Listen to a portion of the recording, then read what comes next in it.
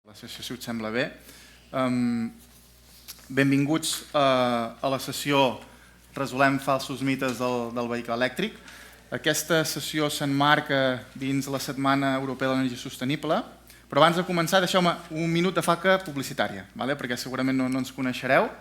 El meu nom és Jordi Diats, soc el director de la Fundació Europeis i som una organització sense ànim de lucre, ubicada a Olot, que tenim la missió de millorar el benestar de les persones i combatre l'emergència climàtica. Ens dediquem a impulsar projectes innovadors de regeneració urbana, fomentant la descarbonització d'edificis, la rehabilitació energètica i la transició energètica participativa a través de comunitats energètiques ciutadanes. De fet, potser us sona més el nom de Garrotxa Domus, pels que sou de la comarca.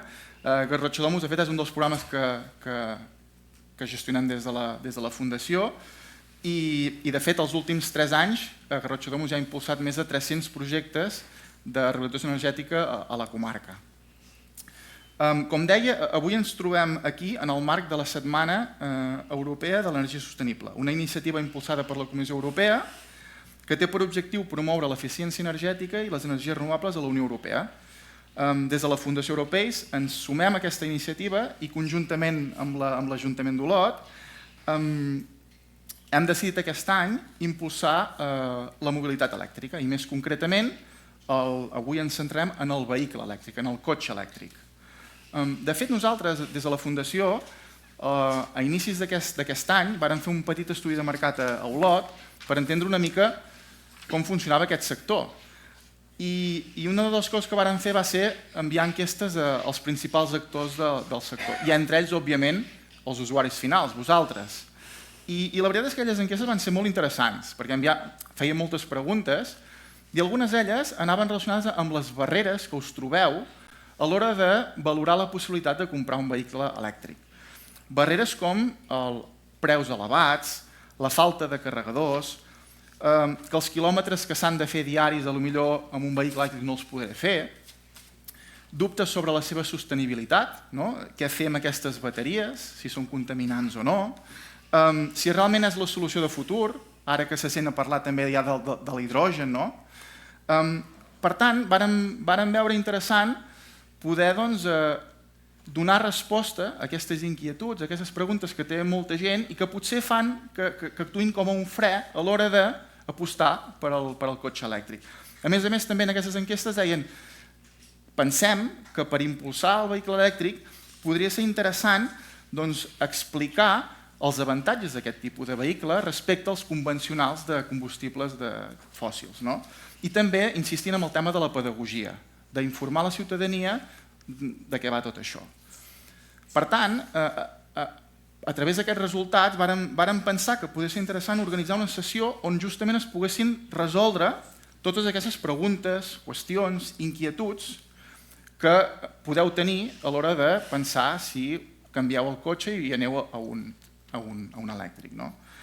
I per aquest motiu avui hem convidat a una taula d'experts del sector que després la Marta, companya de la Fundació, us presentarà i que justament estan aquí per portar llum a la foscor i resoldre totes aquestes preguntes, reflexions, inquietuds que pugueu tenir. Hem fugit de la sessió típica informativa de que venen aquí els experts i expliquen hablant de su libro, sinó que hem volgut fer una mica diferent.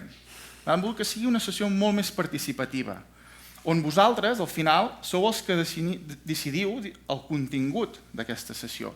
Nosaltres us donem l'oportunitat de tenir temps amb experts del sector que us poden donar respostes honestes, transparents, verídiques a les inquietuds que podeu tenir i, per tant, enteníem que era una bona manera justament de poder ajudar a resoldre aquestes inquietuds que pugueu tenir. Sobretot us demanaria això, molta participació. No tingueu por ni vergonya a preguntar, no hi ha preguntes tontes, per tant, és important que pregunteu tant com vulgueu i aprofitem el temps que estem robant a aquests experts per resoldre aquestes qüestions. A nivell de dinàmica de la sessió de com anirà avui, començarem amb un primer bloc que justament va lligat amb el títol de la sessió, de falsos mites, de mitges veritats que moltes vegades actuen com a fre de l'entrada del vehicle elèctric en la mobilitat ciutadana i, per tant, demanarem als experts que resolguin un fals mite, una mitja veritat que es troben en el seu dia a dia i per tant, que també comentin realment què està passant o quina és la realitat darrere aquell fals mite. Un cop acabat aquest primer bloc, ja entrem en el bloc de les preguntes. Començarem amb les preguntes que hem rebut prèviament. Molts de vosaltres que us heu inscrit ens heu enviat una pregunta. Començarem amb aquestes preguntes i després ja deixarem el torn del micro perquè vosaltres pugueu aportar i fer totes aquelles preguntes, reflexions i inquietuds que pugueu tenir, que ja porteu de casa o que sorgeixin a partir del que es comenti aquí.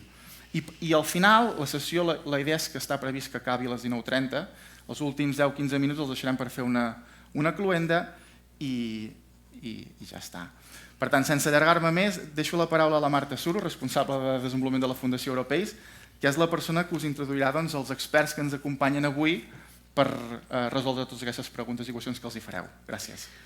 Moltes gràcies, Jordi, i sense més dilació passo a presentar els experts que tenim sort avui que ens acompanyen. En primer lloc tenim en Xavier Navarro, director de desenvolupament de negoci de QEB Technologies, amb una llarga trajectòria professional de més de 26 anys en el món de l'electromobilitat, fundador i CEO de Global Faraday i Country Manager a Espanya de Rampin Spa.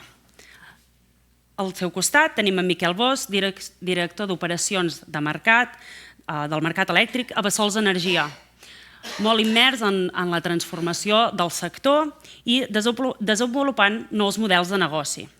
En Xavier i en Miquel ens aportaran aquesta visió d'experts del vehicle elèctric. Seguidament tenim l'Alejandro Valdovinos, director de negoci de Circontrol, que ha desenvolupat gran part de la seva carrera professional en la multinacional fabricant de productes i solucions elèctriques. L'Alejandro ens donarà la visió d'expert en carregadors de vehicles elèctrics. Seguidament tenim l'Isaac Cribillers, regidor de Medi Ambient, Mobilitat i Transició Energètica de l'Ajuntament d'Olot. Durant més de 20 anys ha desenvolupat projectes en energia i automoció i actualment està impulsant la transició energètica a la nostra comarca. L'Isaac ens aportarà la visió política de tota la situació. Seguidament, i finalment, tenim en Joan Vila, que tenim la sort que és el president de la nostra fundació i no només això, sinó que ha estat durant 42 anys CEO de l'SPP, una empresa molt compromesa en l'estalvi energètic, amb diferents patents, i a part ha estat professor de la UDG i és col·laborador en articles d'opinió en el Diari de Girona des de fa 20 anys. També ha escrit 4 llibres, 3 dels quals parlen d'economia i energia i us invito a llegir-vos-els. Tot i ser un gran expert en el sector, avui ens donarà la visió d'usuari del vehicle elèctric. Agrair-vos a tots els experts avui haver-nos acompanyat en intentar conscienciar de la importància d'aquest gran canvi. I ara ja no m'explaio més i passo a presentar la dinàmica per intentar resoldre els diferents grans mites, aquests mites, aquestes mentides que s'han arrelat molt en la nostra societat i que, com bé diu la dita, una mentida dita 1000 vegades es converteix en una falsa veritat. Per tant, dono la paraula a en Xavier. Xavier, quin és el teu gran mite que et trobes dia a dia? Bona tarda. Gràcies per convidar QEV a participar en aquesta taula rodona no tradicional. Gràcies als assistents, que un dia com avui poder era una mica delicat arribar-hi. Per centrar-nos en la pregunta, dintre de tot el que he anat veient en els darrers 20 i pico anys, a part del preu, que per mi és una de les coses més rellevants, una de les primeres pors que veus amb un usuari o de vehicle industrial o d'usuari operador d'autobusos és em quedaré tirat. O sigui, la bateria que porta aquest cotxe, aquest autobús, aquesta moto, m'ajudarà a fer el que jo faig tradicionalment amb un motor de combustió? Doncs sí que ho podrà fer. Jo convido a tothom a primer fer la reflexió de com és el meu dia a dia. Què puc fer jo? Perquè al final nosaltres som el problema i nosaltres som la solució. Quan arribem a un indret, sigui una ciutat, sigui un polígon industrial, sigui una urbe, quants cotxes? Nosaltres estem allà per algun motiu, no? Hem compartit el vehicle, hem fet servir el transport públic, ens podem moure en bicicleta, a peu.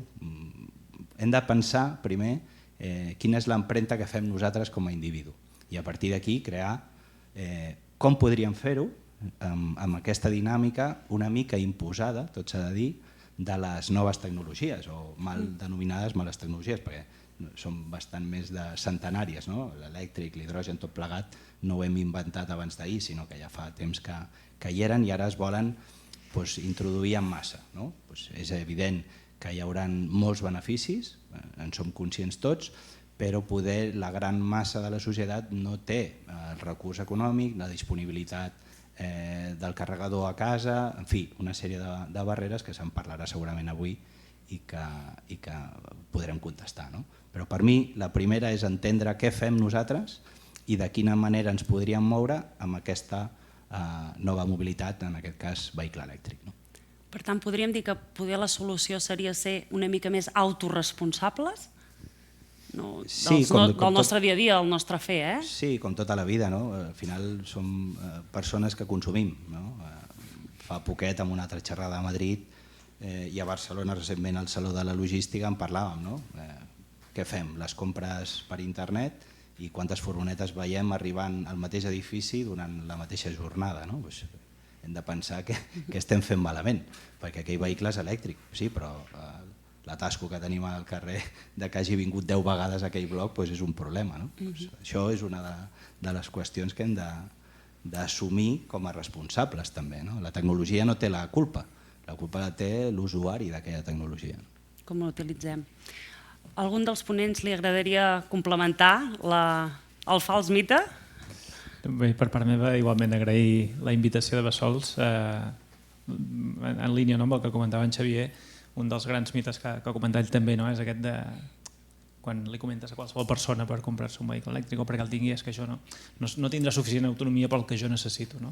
Dius, bueno, què necessites tu? Fas 600 quilòmetres al dia i és així quan veus també que al final tothom s'imagina aquell dia excepcional de l'any que s'anirà de vacances a Andalusia amb cotxe. Dius, vale, molt bé, tens un cas clar que el vehicle elèctric pot tenir un inconvenient o no tant, ja en parlarem, però en qualsevol cas alguna que hauràs de canviar en lloc d'anar-te parant a les diferents benzineres.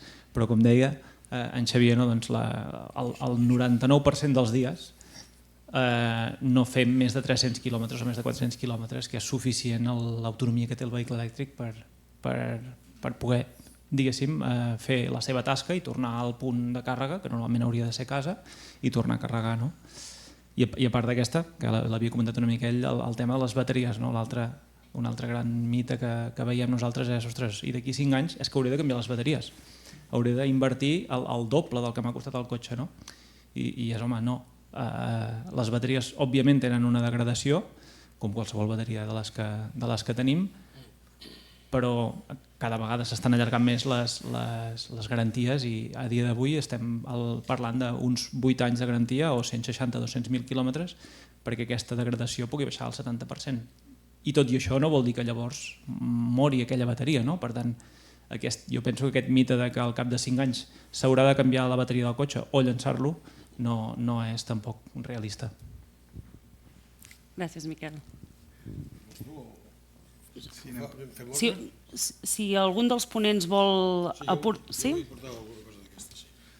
Sí que us farà gràcia, perquè a casa som 3 cotxes elèctrics, amb 3 persones, però la meva dona, que té un Zoe i que només va de Sant Gregori a Girona i de Sant Gregori a Camprodon i de Camprodon a Sant Gregori, diu que no n'hi ha suficient.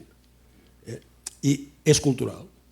És a dir, perquè, a veure, em té a mi i té el seu fill, que collons que sí que anem lluny, doncs ella que només fa punt a punt, carrega quan arriba, torna a carregar quan tornes aquí, tot i així, ella té por, és cultural. I això està tan estès que hem de fer entre tots una petita revolució per fer entendre que no, collons, que no fa falta, diríem, amb el teu dia a dia, tenir molts carregadors que si carregues a casa teva doncs és suficient, no?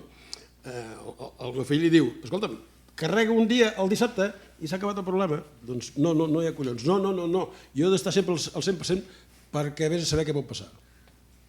I com creus que podríem fer aquest canvi cultural, una mica per accelerar-lo? Jo entenc que hi ha una... Fer el que fem avui, però, esclar, és un peix que es mossega la cua. Fins que no hi hagi molts cotxes... Mira, a l'empresa avui tenim 4 cotxes elèctrics. Jo vaig ser el primer. I em ve un dia un enginyer i em diu, Andrea, i si jo me'l compro em deixaràs carregar i serà gratis? I vaig dir, cony, esclar. I a partir de llavors doncs, n'han vingut més. Però fixa't, n'hi ha 4 i hauríem de ser 50. I no. I ens veuen, ens veuen que carreguem, ens veuen que sortim, doncs no. És molt difícil, és molt difícil. L'Alejandro. Això. Per continuar jo, un altre fals mite que diria, que a veure, que a part de veritat té, però també és veritat que no sempre es compleix, no? És el tema de que els cotxes elèctrics són de països rics, no?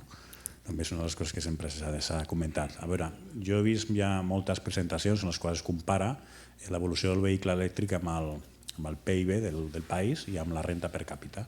I sorprèn que aquí a Europa, tenint les mateixes ajudes o molt similars als diferents països europeus, això no coincideix en molts casos, n'hi ha molt bones excepcions. No? Per exemple, tenim un país que sempre hem tingut al costat i que probablement no l'hem mirat mai perquè no era del progrés, que és Portugal, que tenen una renta o tenen una penetració del vehicle elèctric per 4 la que tenim a Espanya i a Catalunya, les dues coses. No? Al final diries, bueno, el vehicle elèctric potser seria de països conscienciats, perquè sempre passa que tots els països que estan ara mateix en índex de penetració de compres noves per sobre del 25, del 30, del 40, 50%, tots els països el que tenen és una estratègia de països de fa molts anys, que s'ha mantingut també constant amb el temps pel que respecta a la introducció del vehicle elèctric, per que respecta a la introducció de les infraestructures de recàrrega. I això al final veiem que té més a veure que no en que la gent tingui un salari més elevat o menys elevat de cara a comprar-se el vehicle elèctric. Tu hauries de preguntar per què és això, per què és així això. Per què Portugal sí i per què Espanya i, per exemple, França i Itàlia no? Bueno, és que és un conjunt de raons. No? A veure, la més evident, és el millor segurament, és el tema de les subvencions que s'obtenen, que ahir directament és el moment de la compra i aquí directament és un procés de desgast. No? Intentava dir-te que és que Portugal no és fabricant de cotxes i possiblement aquí hi ha la clau, que els països que són fabricants de cotxes doncs es resisteixen a fer el pas, a fer el canvi. Avui Ford acaba d'anunciar que despedirà 1.600 treballadors. Tu què et sembla que passarà a València? Estaran a favor del cotxe elèctric o estaran en contra del cotxe elèctric? Bueno, al final no sé on està Ford fabricar els cotxes elèctrics, però algun lloc els haurà de fabricar. És a dir, també... De moment venen de Xina. De moment, no, és una realitat.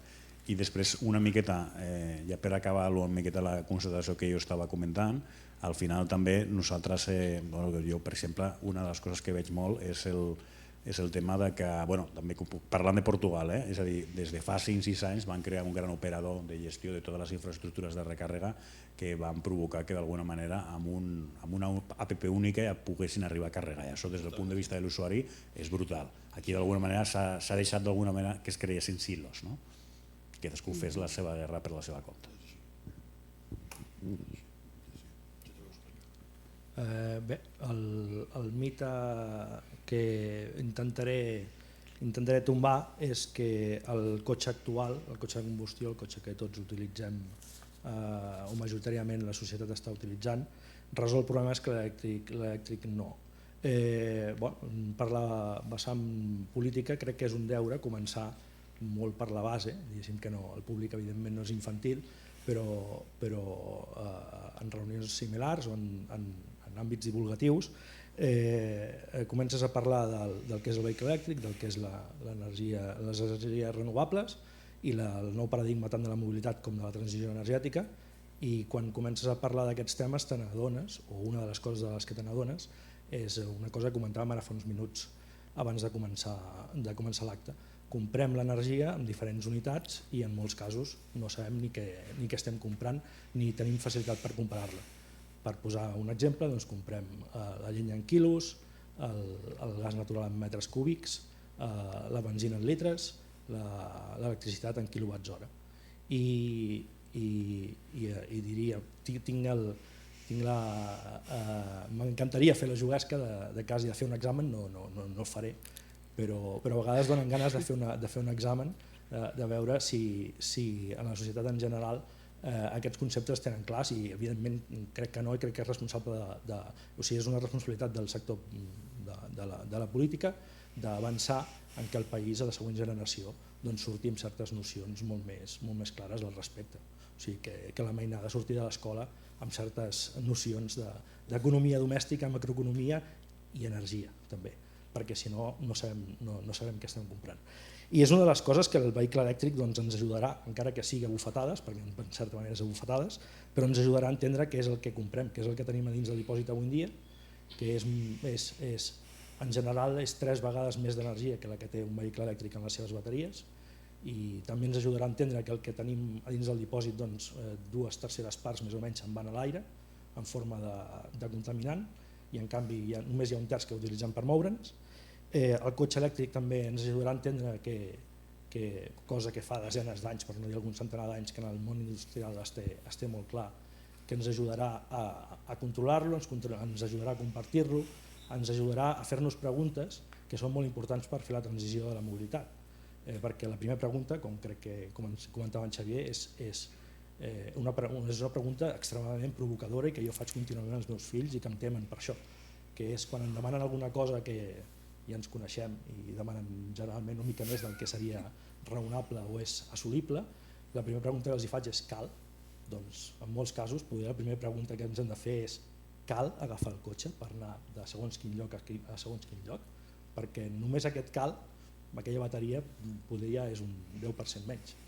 Només aquest cal, si és en el cas d'un vehicle de combustió, ja no és un 10%, potser és un 30%. I així suma i suma per tots els milions i milions de persones que som. També això, el vehicle elèctric ens permetrà canviar aquest paradigma. Després de fer-nos la pregunta si cal, si realment cal, el vehicle elèctric ens ajudarà a pensar com és que de mitjana, i crec que si algú fa números li sortiran més o menys uns números similars, un vehicle de combustió que tenim a casa està un any funcionant, realment un any funcionant, i 14 esperant a que l'engeguem. Aproximadament estem parlant d'aquests números. I això crec que ens ho hem de preguntar com a societat. Si és normal que tinguem 200, 300, 400.000 euros parats a un carrer contínuament, a qualsevol carrer de les nostres ciutats. A Olot hi ha molts carrers on hi ha aquests centenars de milers o algun mig milió d'euros parat en un sol carrer i que estiguin allà 14 anys esperant per funcionar un any. Això també com a societat, hi ha algú aquí al costat que ha escrit fins i tot conceptes com l'economia frugal o la societat frugal que ens ve, doncs jo soc d'aquesta cultura, encara que estigui a la política, soc d'aquesta cultura de preguntar-nos cal, després si cal, en quina manera, i avancem per compartir, perquè com bé deia també en Jordi, estem a la setmana europea de l'energia sostenible i un dels conceptes més importants d'aquesta setmana és precisament compartir l'energia, i el vehicle elèctric ens ajudarà a tots plegats en això. Qui li segueixo? En Joan. Cas de bombita? Sí. Cas de bombita? Sí. Gran. Us explicaré una anècdota d'una classe que faig cada any a sisè de primària a Camprodon, cada any. I cada any els dic el mateix. Vosaltres, quan sigueu grans, no tindreu cotxe. I tots em diuen, què dius? Pues si el meu pare en té un, i no sé què. I dic, no tindreu cotxe, perquè el cotxe serà autònom, de flota, i per tant no serà de propietat. Aquest és el mite. La Unió Europea, que està elaborant la llei del cotxe autònom, en el seu preàmbul, l'esborrany, diu perquè volem que a Europa l'any 2050 no hi hagi cap accident a la carretera. És això, el mite és aquest. I aquest és l'objectiu, hem d'arribar aquí. Hem d'arribar a no tenir cotxes particulars, sinó cotxes per ús, pagant per servei, cotxes que treballaran 10, 12 hores, 15 hores al dia, en lloc d'ara que treballen mitja hora, que és el que deia ell. Sí, això. Aquest és el futur. I això bé, el que passa que no ens n'adonem. Diu, no, és que això està molt lluny. No està lluny. El 2025 Volkswagen, que ha perdut la batalla del cotxe elèctric particular, posa en marxa a Múnich i a Hamburg furgonetes autònomes que aniran de l'aeroport al centre de la ciutat. I això passarà l'any que ve. És a dir, no el 2050, no, l'any que ve. Per tant, aquí començarem a veure, d'alguna manera, la transformació que ve, que és una transformació potentíssima, perquè si hi ha una furgoneta autònoma hi pot haver-hi el cotxe que reparteix la paqueteria autònom i més endavant el camió autònom. Això ve, no ho frenarem això, per més que ens hi posem de cul. La tecnologia ens passarà per sobre i ens ho imposarà. Aquest sí que és el meu mite. Per tant, perquè ens entenguem, seria com una subscripció, com per exemple ara la que paguem en moltes coses, de subscripció. I tant, això us ho podria fer una lliçó. El pagament per ús. He escrit molt sobre això. Fins i tot he calculat que la nevera a lloguer costaria 8 euros al mes. Fins i tot això, la nevera, sí. Sí, perquè ara hem estat en una societat que fabriquem perquè les coses siguin barates i resulta que duren poc. I això és un error. Les coses s'haurien de fabricar de qualitat i si tenen més cost doncs no passa res. Si no les podem pagar és una altra història, que és el que li passa al cotxe. O bé el financem a 10 anys o bé el posem a lloguer i que sigui un lloguer assequible. O bé anem a servei, que és el que ens vindrà amb el cotxe. I aquest és el canvi de l'economia frugal sobre l'economia bau, de business as usual. És aquest el canvi, és a dir, un canvi de manera de fer. Passa que la transició és terriblement complicada, molt, i la gent no s'ho creu. Ara tots els que estan aquí no s'ho creuen, això. Però en fi, jo ja hi estic acostumat. Perquè ens entenguem, una mica reforçant el concepte. Si preguntéssim als concessionaris, i em sembla que tothom, i si no, evidentment que digui algú al contrari, la majoria de gent està comprant els cotxes a crèdit, o sigui, ja els estan pagant a plaços. Sí, però és curt. Diguéssim, pagar per ús probablement acaba sent més barat per una cosa que la pròpia forma de compra i d'ús acabarà provocant que aquella cosa sigui més bona, perquè ens entenguem. I allò quan parlava d'aquest any contra el 2014 que s'està esperant, perquè ens entenguem, el món industrial del que ve en Ramon, diguéssim que funcionar un any és lo normal, o sigui que una màquina estigui engegada un any sencer no té res de particular, en el món paperer no és res estrany, ni molt menys, hi ha coses que es porten 30 anys funcionant el 90% dels dies. Un cotxe a l'ús és que treballa 8.000 hores, i 8.000 hores no són ni un any seguit, la resta d'hores està allà esperant, 15, 20, 25, 30.000 euros. Crec que com a societat tenim un deure preguntant-nos si això és el normal. Els vehicles industrials ja funcionen al doble, ben bo, i poder una mica més, i fins i tot hi ha altres tipus de maquinària que funcionen moltes vegades més que el que funcionen molts dels electrodomèstics i cotxes que utilitzem, només per reforçar una mica la idea del que escoltàvem.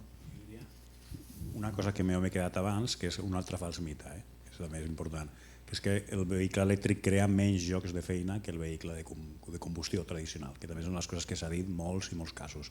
Al final dius, crea llocs de treball diferents, és a dir, al final, en el tema del món del vehicle elèctric està el fabricant del vehicle, que pot ser una moto, pot ser un autobús, pot ser un cotxe, pot ser un quadricicle, i el fabricant de la infraestructura de recàrrega i empreses que es dediquen a desenvolupar software, a fer d'enginyeria, a fer de consultoria. Doncs mira, a Espanya a dia d'avui, no sé si vosaltres quantes empreses fabricants d'infraestructura de recàrrega coneixeu, n'hi haurien 16 empreses, de les quals 5 estan a Catalunya. I fins i tot n'hi ha una que la matriu original està aquí a Olot, que és Simon, encara que la seva fàbrica o la part que fabrica vehicles elèctrics està a Manresa. Clar, juntem totes les empreses que es dediquen a fabricar vehicles elèctrics i els jocs específics que han creat per això, i al final n'hi ha 2.000 persones només per infraestructures. Està clar que SEAT està utilitzant el Pertebec o la gent de QIV per fer una transformació elèctrica. En el cas de la QIV ja sou elèctrics natius, es podria arribar a dir.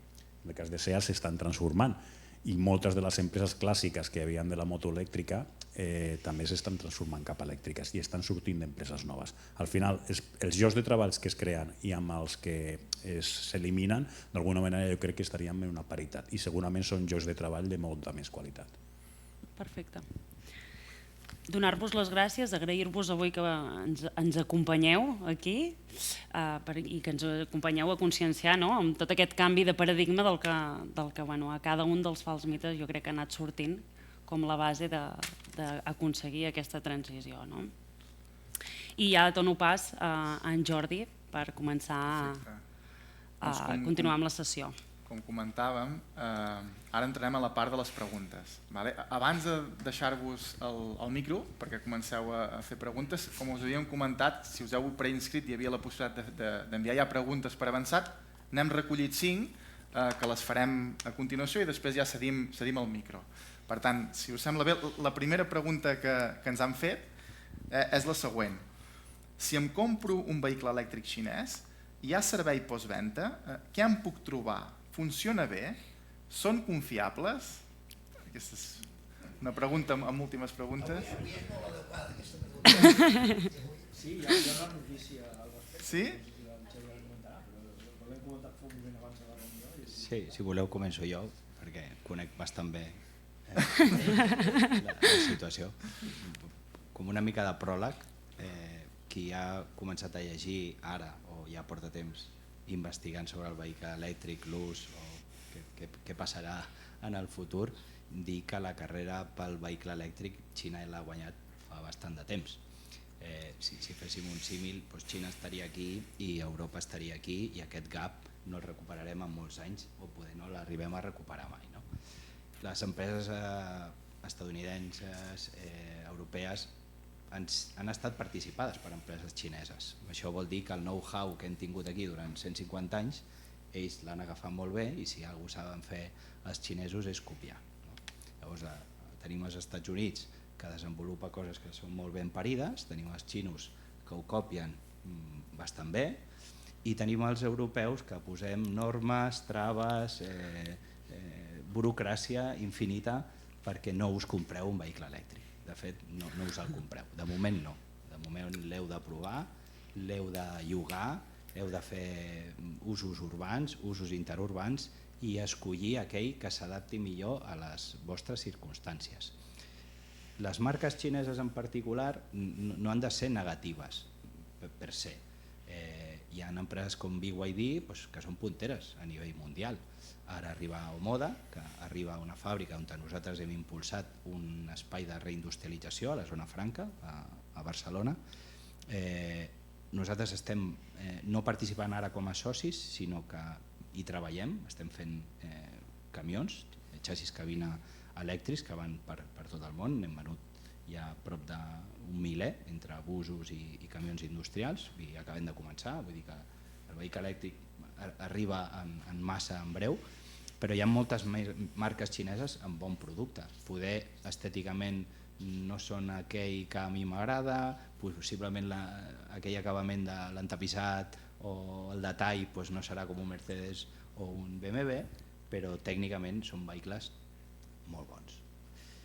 Heu de veure la lletra petita, sobretot. Quan mireu un vehicle elèctric heu d'entendre com consumim els quilowatts-hora que tenim embarcats.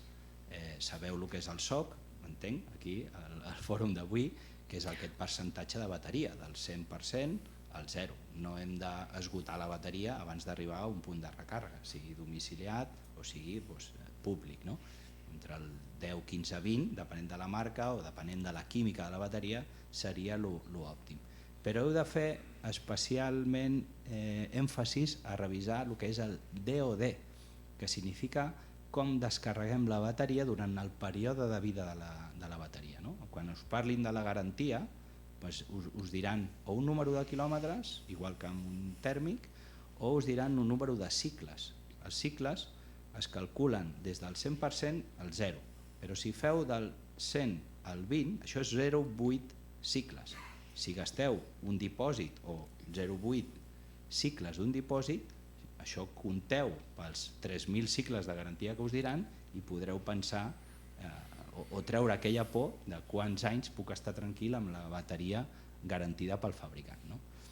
El servei postventa, que era una de les altres qüestions, també heu d'estar atents. Nosaltres, per exemple, com a marca nova, no tenim un concessionari a cada província. El que estem fent és crear el servei postventa ad hoc a una operació. Si jo he venut 200 unitats a Filipines i Malàsia, jo tinc un equip i tinc un estoc de recanvis en allà. Tinc una formació contínua i tinc una sèrie d'enginyers assignats a allò. Ara hem venut a Bimbo a Mèxic, 400 furgonetes. Hi ha un equip a Mèrida, un equip a Guadalajara, una a Toluca, etc. I els xinesos que estan arribant a Europa ho estan fent així. Estan intentant obrir els concessionaris a mida que hi ha més ventes de vehicles. Ningú es pot dimensionar més del que cal. Jo, en la meva trajectòria, he vist bons vehicles, des de motos, turismes, autobusos, que apareix i desapareix la marca pel fet d'haver-se dimensionat extra, diríem. Llavors, heu d'entendre que poder no veureu un concessionari o moda els primers dies com veieu un de Ford o de Renault, però s'ha de donar temps. Al final és una transició i aquesta transició no és el que els ODS diuen o el que els polítics ens diuen, serà molt més llarga i el vehicle elèctric conviurà amb el vehicle dièsel, amb la benzina, amb l'hidrogen, amb nous combustibles i és evident que hi haurà molts usos que l'elèctric no podrà fer la feina. Nosaltres vam desenvolupar un camió de bessures fa 7 o 8 anys amb una empresa de residus de 27 tones i funciona bé, però el sobrecost que té allò, jo potser com a pagador d'impostos preferiria que aquell camió encara fos dièsel una mica més i el gap de diferència de preu anés a la sanitat pública, per dir-ho d'alguna manera. Vull dir que hem d'entendre també que aquesta transició va en contra d'unes altres polítiques. Tornant a el que deia el senyor Vila, què passa amb els fabricants aquí, què passa amb la política en general. Tu comences parlant de vehicle elèctric i acabes parlant de geopolítica, geoestratègia, on es posa cadascú, per què Xina aquí entra sense arancels i jo haig de pagar arancels per entrar allà, m'està comprant deute públic del meu país. O sigui, hem d'entendre la foto general de les coses, no? Però si volem ser usuaris del vehicle elèctric, el primer és entendre la tecnologia, provar-la i no comprar-la en el minut 1. No és una compra compulsiva, això, són molts diners, no? Però crec que he respost a la resta de punts. Doncs alguna cosa a afegir, si no saltem a la següent pregunta. Segurament haurà donat per altres preguntes aquesta resposta. La següent pregunta és la següent, va relacionada justament amb bateries. Les bateries del cotxe elèctric tenen risc d'incendi? Suposo que ve derivat de les notícies que de vegades surten, que el típic cotxe elèctric en un pàrquing s'ha incendiat, hi ha la foto tan sensacionalista, per tant entenc que va en la línia de ens ha de preocupar el tema de les bateries, perquè segurament molts de vosaltres aparcareu el cotxe al vostre garatge i per tant voleu certa seguretat al respecte. Qui vol respondre? Miquel? Sí, comento jo també breument a la pregunta. La resposta ràpida és sí, igual que els vehicles de benzina. Per tant, com a primer punt, sí es poden encendre i poden tenir risc d'incendi. Per mi no és justificatiu d'una por per no comprar un vehicle, sinó tampoc en compraríem de benzina, perquè el risc de combustió i d'incendi podríem dir que és el mateix.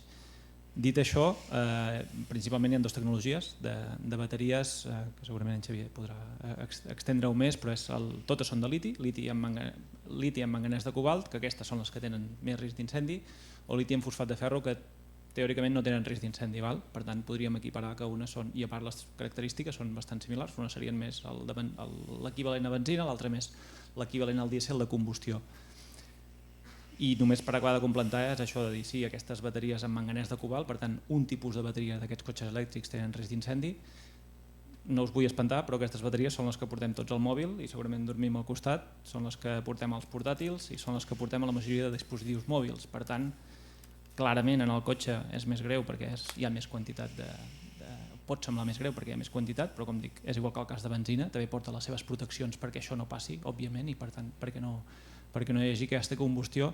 I per altra banda, aquestes notícies penso que van bastant en contra de la cultura que es vol buscar, perquè és això, segurament quan passen aquestes coses veiem vídeos, igual que quan s'encén un telèfon o un patinet elèctric, tots hem vist bé el vídeo del patinet elèctric que s'encén i certament és així. Quan s'encén un cotxe de benzina ja no veiem notícies. Sí, per complementar, tots els vehicles poden patir un accident, tots els vehicles són susceptibles, tant el tèrmic com el de gas, com d'incendiar-se. La seguretat que té avui en dia una bateria, un battery pack, és molt més alta del que fa 20-30 anys teníem aquí. Nosaltres per homologar un vehicle hem de passar una sèrie de requisits, hem de passar una sèrie, li diuen parcials, la suma d'aquests parcials et donen una homologació de tipus europeu en aquest cas. Nosaltres homologuem els nostres vehicles amb el tipus europeu perquè et permet entrar a altres països. L'homologació europea és més restrictiva que la xinesa, però la bateria ha de complir un reglament que es diu la R100. La R100 té una sèrie de proves, de testos, amb foc real. Tu has de posar la bateria en un rack, has de tenir foc i ha d'aguantar durant cert temps que no s'incendi.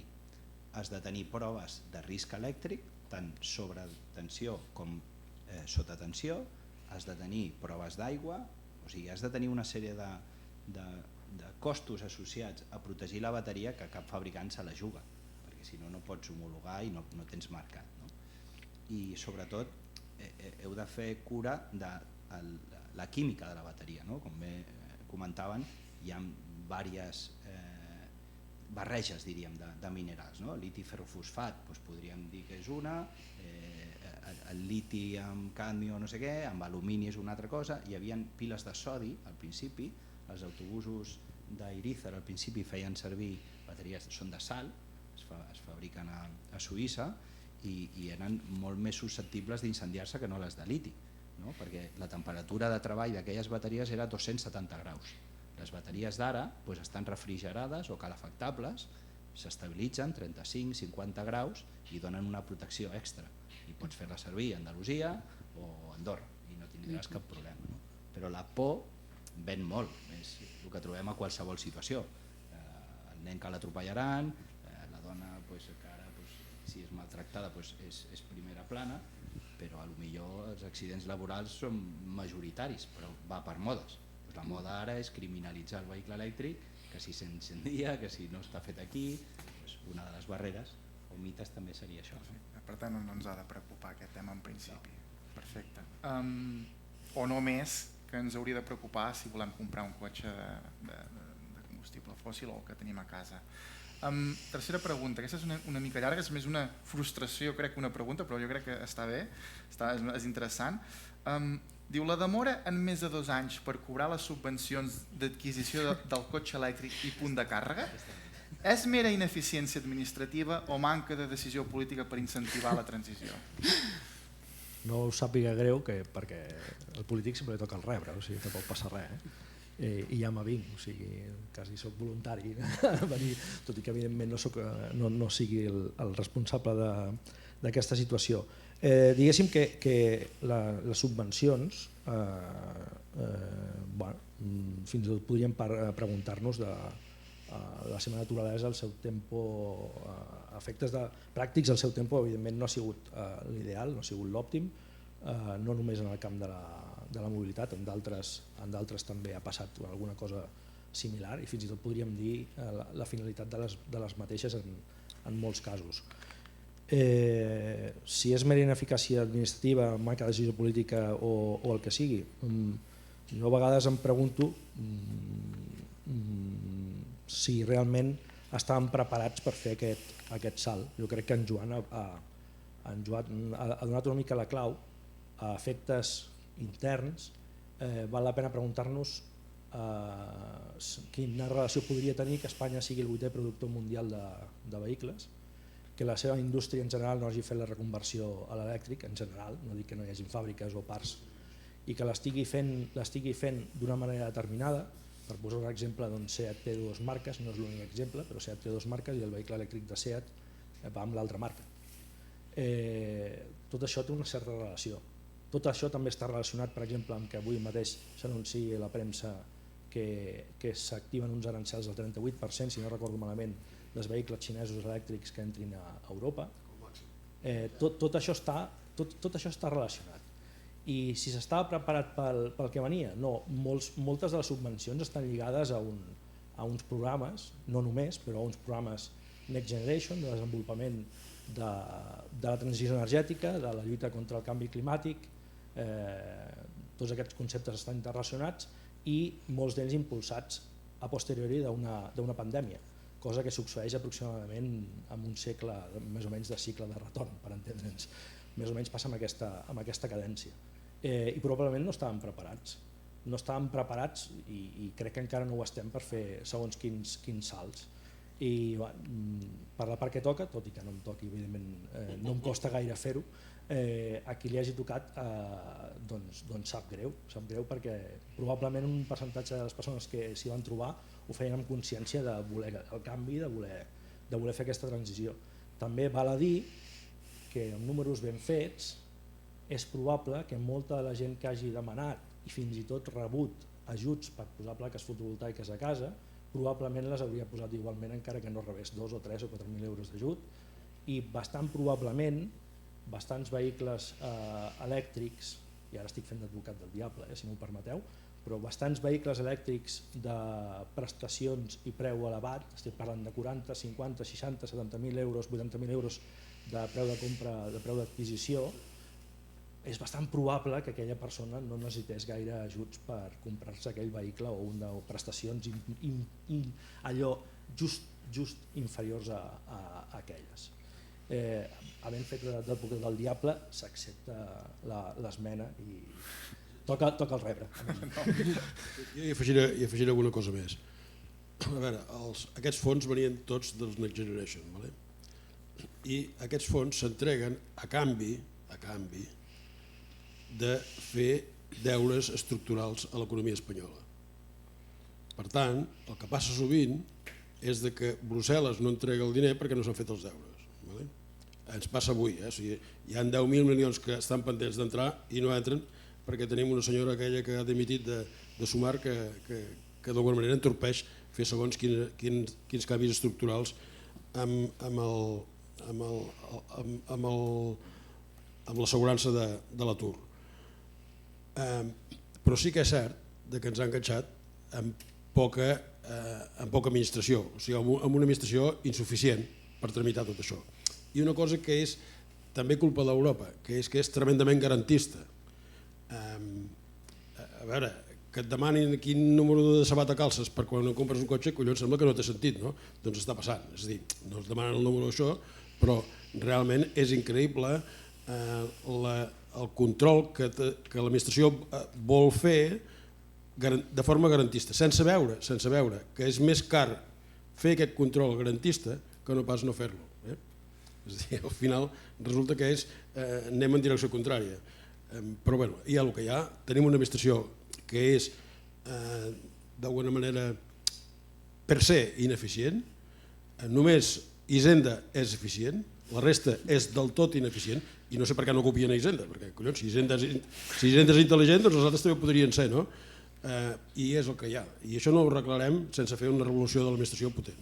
Per tant, paciència, el que hagi fet formular la pregunta, paciència, que cobrarà la subvenció tard o d'hora, però una mica més de paciència.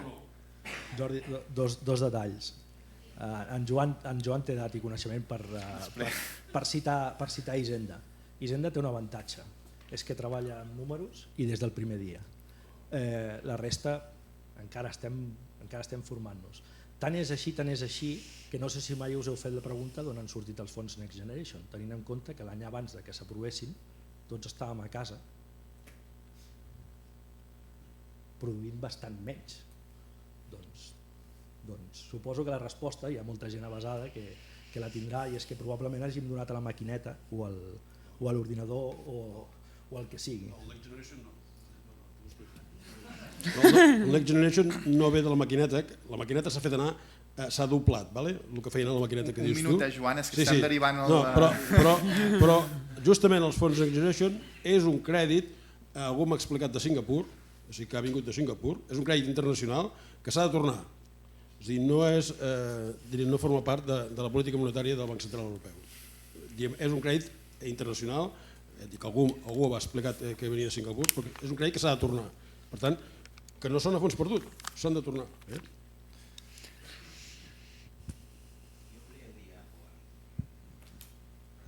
No. Però, o sigui,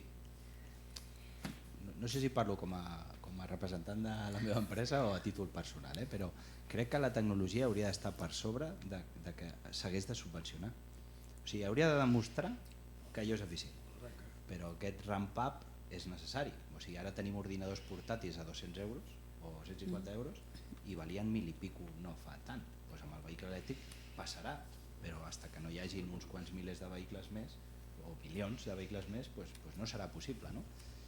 Però entrant a la part de la subvenció, o sigui, el permitting, que alguna vegada n'hem parlat amb l'Alejandro o altres companys, és infumable. És infumable que tu, per tenir, com jo, que m'he posat un carregador petit a casa meva, teu per cert,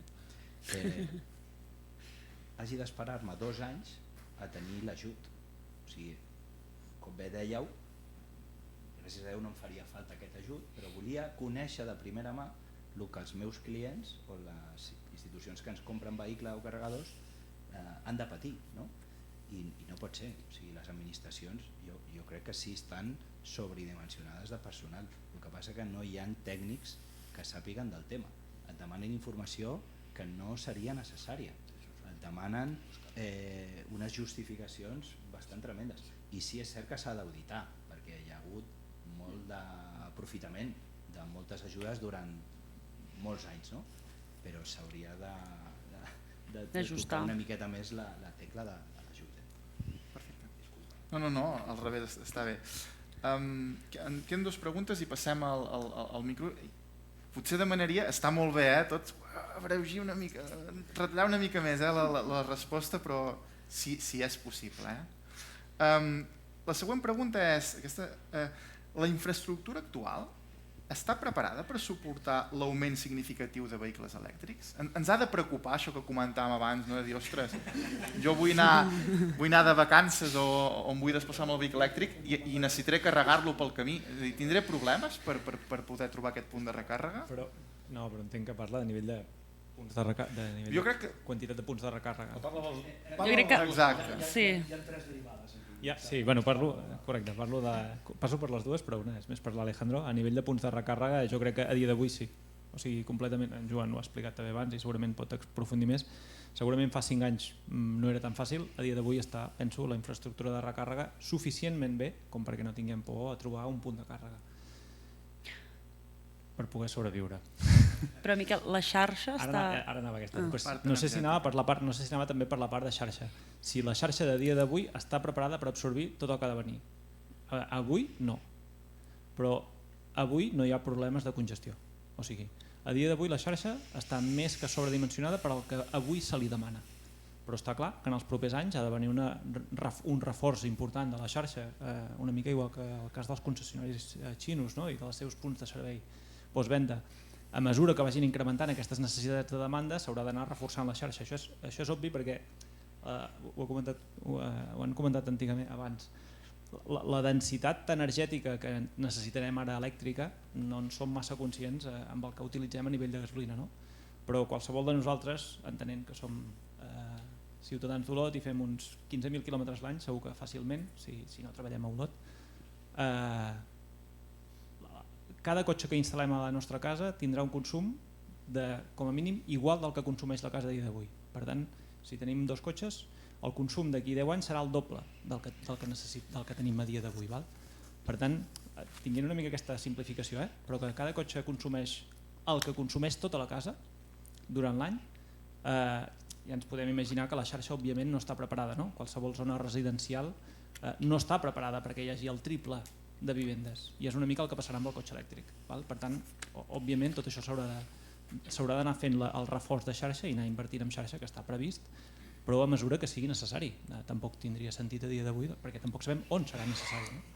Per tant, aquí sí que segurament hi haurà moments, i ja s'està començant a apuntar, on la xarxa serà el coll d'ampolla, està començant a passar sobretot amb les renovables a nivell estatal, on sembla que no hi ha suficient capacitat de la que s'està publicant, que és lliure, i algun dia passarà, més tard que d'hora, passarà també amb la mobilitat elèctrica, que es veurà que no hi ha suficientment capacitat com la que demana la societat. Però vaja, està previst i s'haurà de solucionar el més ràpid possible, entenent que hi haurà aquests períodes crítics. Jo Per la meva part, el que comentaria és que des del clúster d'eficiència energètica de Catalunya havien desenvolupat com un estudi, un article d'opinió que encara no s'ha publicat, però precisament que tenia a veure amb les obligacions que d'alguna manera la directiva FIR, que es va publicar fa un any, va indicar que els països membres de la Unió Europea havien de construir una sèrie de hubs de recàrrega pensats en turismes i pensats en vehicles pesats. En cas de turismes, cada 60 quilòmetres dels que es consideren vies troncals i vies complementàries de la xarxa viària espanyola, i en el cas dels vehicles pesats cada 120 quilòmetres en ambdós sentits. Nosaltres hem fet uns càlculs del nombre de hubs que s'haurien de ficar tant dels vehicles pesats com dels vehicles de turismes, i amb una extrapolació ho hem extrapolat a Catalunya basant fins i tot informació de la cartografia. A veure, l'increment de potència que es necessita és força evident i força gran. Nosaltres pensem que no només s'hauria de donar subvencions per la infraestructura de recàrrega, que està molt bé, sinó que prèviament per ficar aquesta infraestructura de recàrrega se l'hauria de donar també subvencions per a les companyies distribuïdores perquè avanceu les inversions i no us aneu a posteriori quan us demanen la potència, l'increment de potència o una nova escomesa, sinó que feu la previsió d'increment de centres de mitja tensió o de centres d'alta tensió. I després faria una reflexió final de dir, a veure, està clar que a Espanya anem per darrere, estem a la segona o la tercera divisió de la mobilitat elèctrica versus la resta de països europeus o amb els països europeus que ens haurien de comparar. A veure, el 2035 o el 2040, que no estem tan lluny, si el 50, 60, 80% dels cotxes que es venen, que seran menys que ara, i estem tots d'acord, són elèctrics, doncs d'alguna manera obligarà a que els aparcaments estiguin electrificats a un 100%. I això al final és una inèrcia cap als fabricants d'infraestructura de recàrrega que hauran de fer infraestructura de recàrrega més econòmica, que ja ho tenim també en compte, de quines maneres podem optimitzar, però també serà un pàrquing de 100 places o 150 places, que també hi ha un lot, i en pàrquings d'aquest estil doncs necessitaràs realment un centre de mitja tensió, que són infraestructures que ara mateix ni es pensa. Ara es fiquen un o dos, i en un o dos s'arriba, o 4 o 5. Hi ha una llei que obliga que cada 40 cotxes hi hagi un punt de càrrega. Sí, clar. I és això. El que fa falta és obligar que s'executi. Però és que ara sortirà una nova directiva que ho de cada 5. I ho de cada 40, quanta gent l'ha complert? Aquest és el camí. Jo no estic d'acord amb en Miquel. N'hi ha suficient punts de càrrega. És a dir, si tu vols moure't una mica que no sigui pel teu lloc habitual, has de fer un autèntic projecte de càrrega, perquè et trobaràs que un no va, l'altre li està en manteniment, l'altre no sé què, encara no l'han engegat perquè porta 2 anys esperant la tramitació municipal. En fi, un desastre. La xarxa no està completa. I a la xarxa li passa una altra cosa que encara és més greu, que no és intel·ligent. Tu pots veure un cotxe que només ha de carregar 5 quilowatts allà ocupant un punt de càrrega durant 5 hores o 8 hores. Això ho pots veure. Per tant, això passa perquè no és intel·ligent la xarxa. És a dir, en el moment que tu, quan hagis carregat el cotxe, comenci a penalitzar el carregador perquè no l'has tret, hem acabat el problema. Però això, diríem, tots just s'estan sumant, encara no s'ha fet això. I respecte a lo de la xarxa de distribució, ells, els distribuïdors, voldrien tots invertir més en distribució, però hi ha un problema greu, que ells cobren de la bossa comuna. O sigui, hi ha una bossa comuna que tot el que paguem d'electricitat, doncs hi ha una part que diu això va a distribució, i li diuen, Bassols, quants quilòmetres de línies tens? Tant, doncs mira, t'ha tocat això. Per tant, és el mateix sistema que els està frenant i que perquè puguin ells invertir en xarxa doncs han de demanar permís a la CNMV i això està restringit perquè preocupa de la caixa comuna aquesta famosa. Per tant, estem davant d'un problema regulatori de la CNMV que és complexa. La CNMV està escagarrinada, realment el problema que té és que no és industrial i la paradoxa es dona que resulta que tenim un problema greu de retribució de les energies renovables amb hores solars per culpa que no hi ha prou demanda amb hores solars. O sigui, la paradoxa és que necessitem més demanda i no som capaços de crear la demanda i per culpa d'això ara estem frenant la transició energètica. És per posar-hi... En fi, no ho sé. Seré curt. per animar, Gràcies, Isaac. per animar el públic. Els números grossos de la comarca. El 2022 vam gastar 500 gigawatts hora, i el concepte ja és raro, en electricitat. N'hem de gastar el triple el 2050. N'hem de gastar el triple i molts de mobilitat. La indústria en gas natural a la nostra comarca mínim gasta 800 gigawatts hora. Mínim. De gas natural. I això s'ha de substituir perquè hem de deixar de cremar gas natural, almenys en la forma que ho fem ara. Però no farem amb electricitat. Ja en parlarem. I per animar també el públic, aquí hi ha com a mínim hi ha dues persones, com a mínim, i diria que tres i poder més, que tenen un vehicle elèctric. Crec que ens diran que tirats no s'han quedat mai, amb dificultats, amb perseverança, amb organització, amb tota la voluntat del món. Tinc tota l'estona disponible al davant el mapa d'una de les aplicacions famoses que utilitzen els usuaris de vehicle elèctric.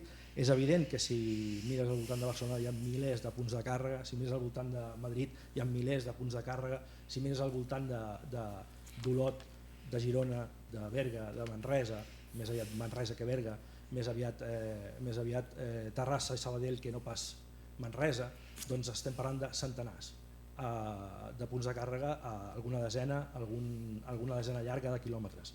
Evidentment no és tan fàcil com la resta, però és que és el que dèiem, Espanya és el 8è fabricant del món de vehicles de combustió i les coses van, malauradament, no organitzades com li agradaria a en Joan, més industrialment i amb una certa lògica.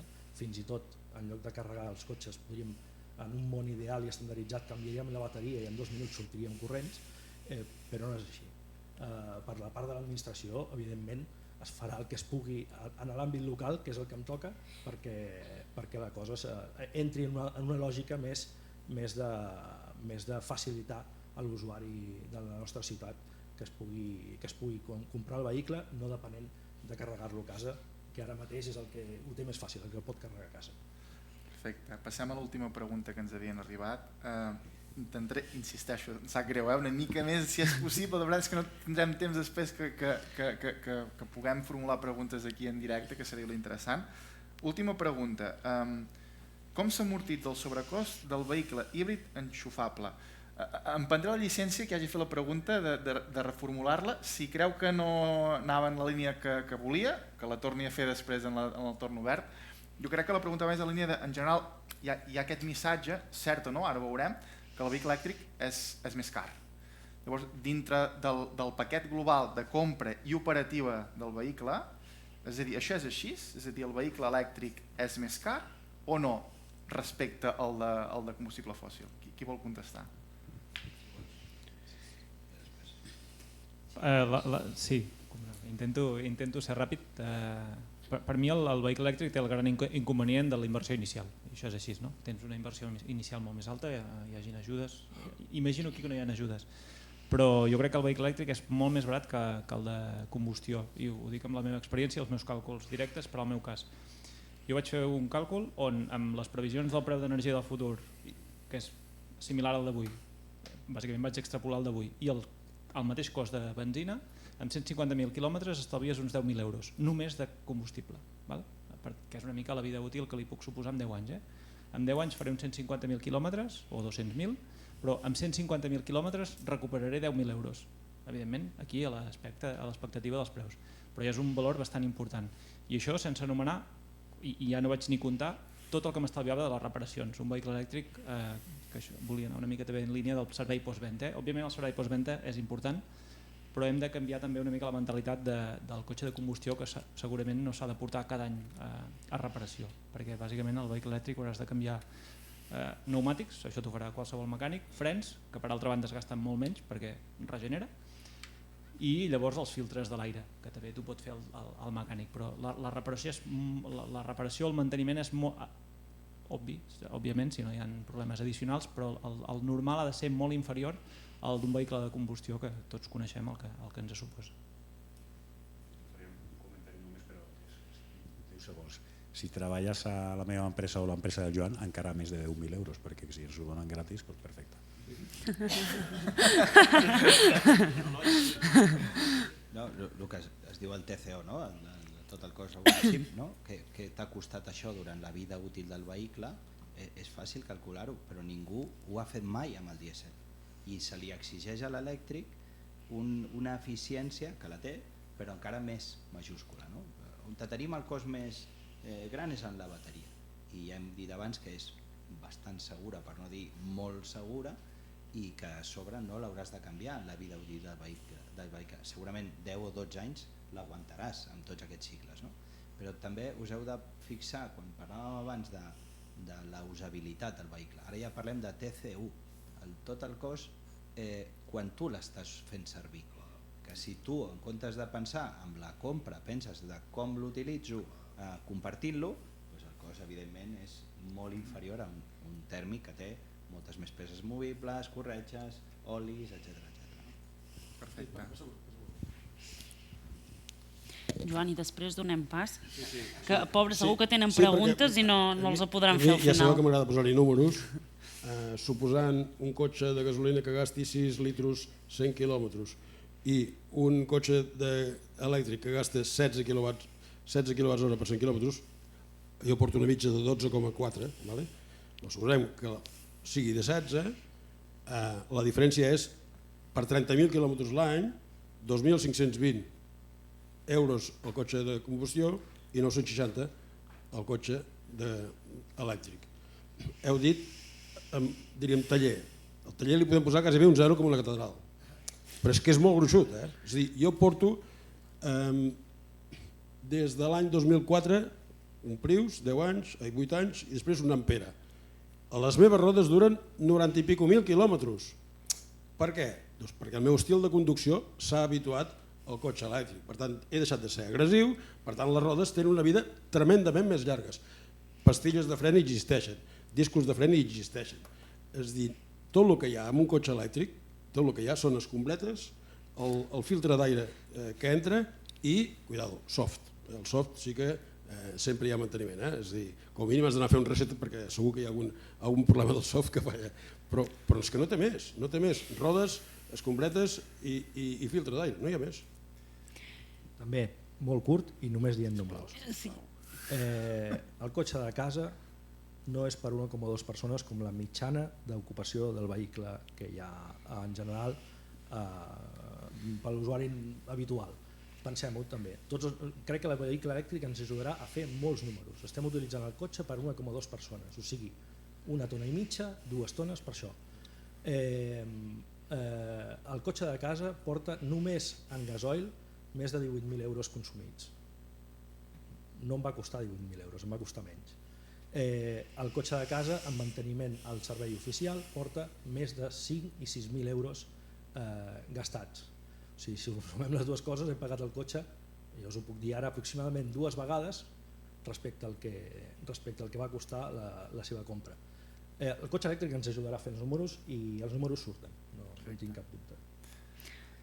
Si us sembla bé, ara sí, obrim torn de preguntes per vosaltres. Hi ha la Míriam i l'Olívia que tenen... La Míriam té el micro, per tant, qui vulgui fer una pregunta, sisplau que aixequi la mà i la Míriam vindrà cap aquí. Pregunta, reflexió, qualsevol cosa que vulguis. Insults no, reflexions vigilem, perquè ja veieu que els experts que tenim, que són molt experts i a més ho viuen molt, els agrada també explaiar-se, per tant intentem acotar al màxim possible la pregunta. Definim insult, perquè discrepància no ho és veritat. La idea és que sigui molt participatiu i s'ha de poder preguntar tot i fer les reflexions que es consideren amb total transparència, ben dit, òbviament, i demanaria això.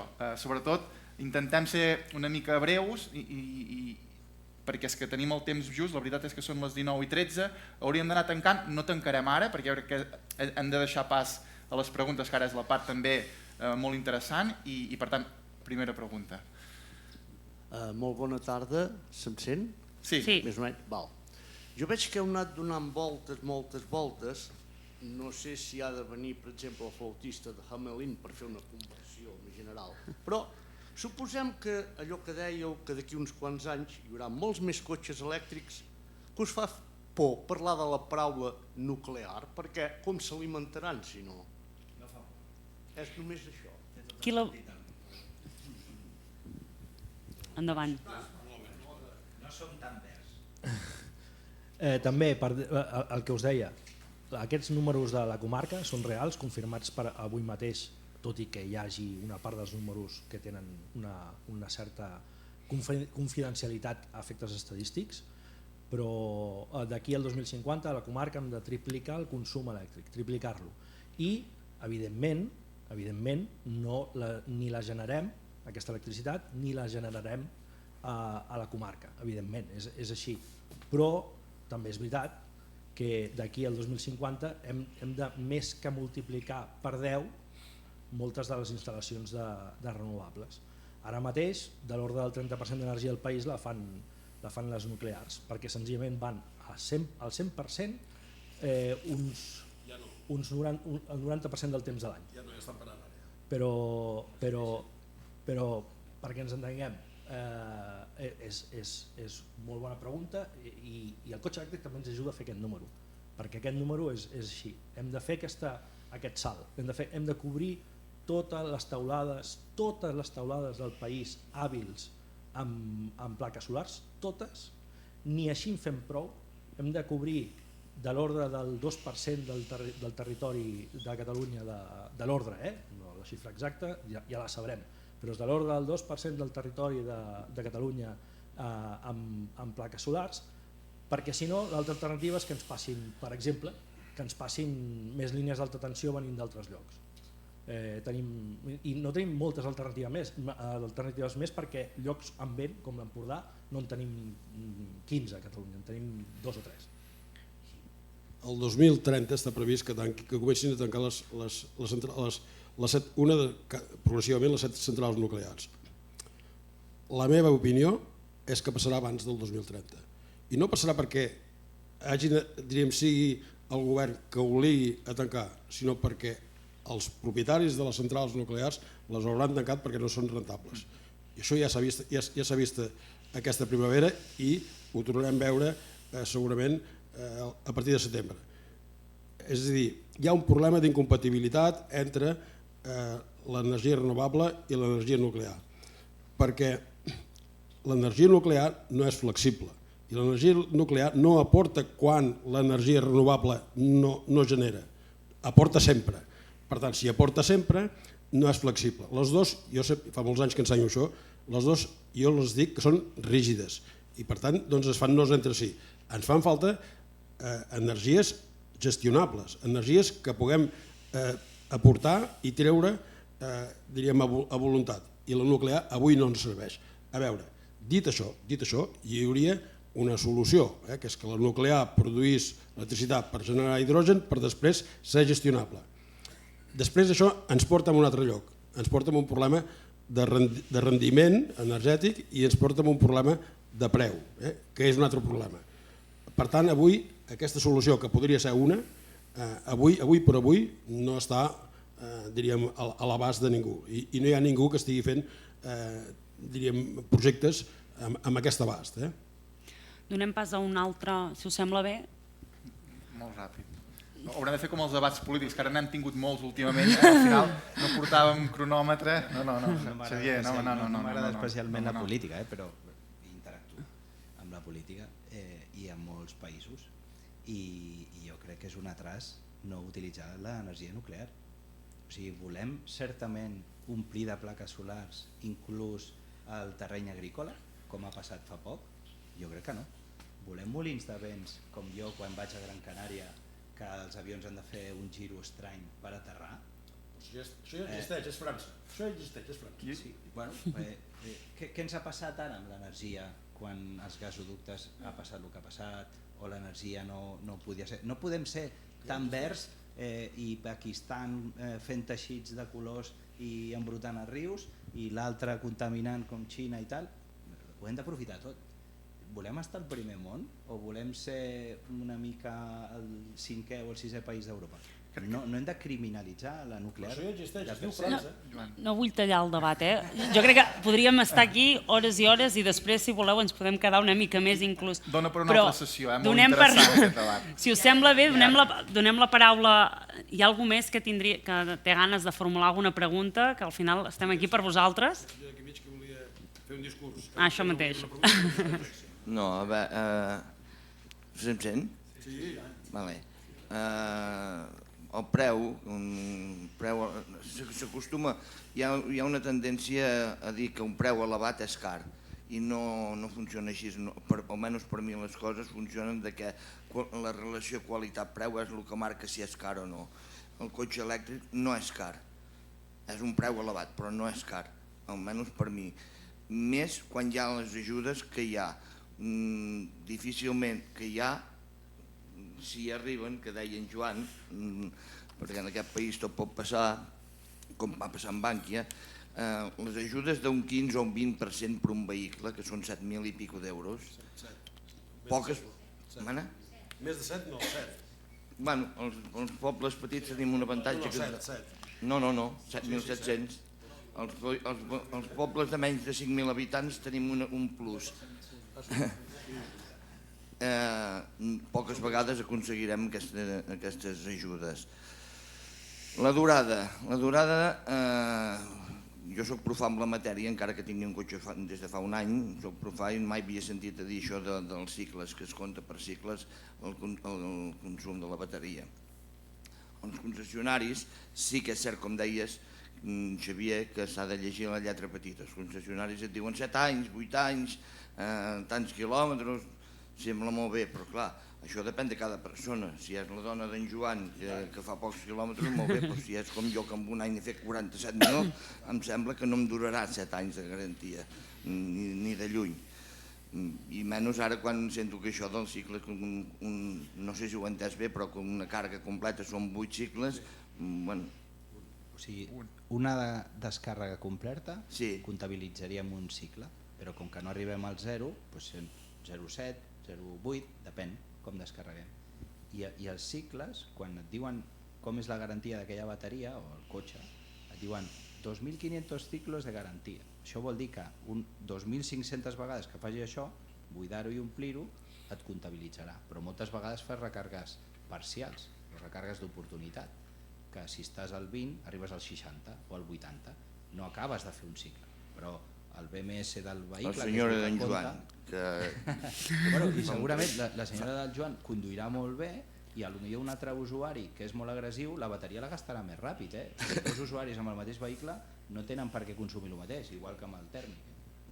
Trajectes. Per fer trajectes discrepo molt d'en Miquel i l'Alejandro, que veig que és un expert en carregadors de vehicle elèctric.